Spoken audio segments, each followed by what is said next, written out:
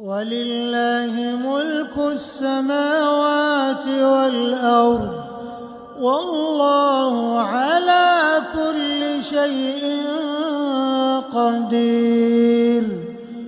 إن في خلق السماوات والأرض واختلاف الليل والنهار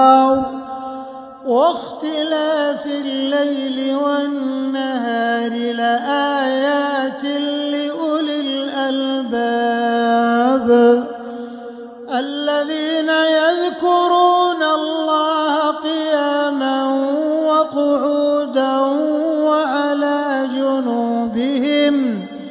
وعلى جنوبهم ويتفكرون في خلق السماوات والأرض ربنا ما خلقت هذا باطلا سبحانك فقنا عذاب النار.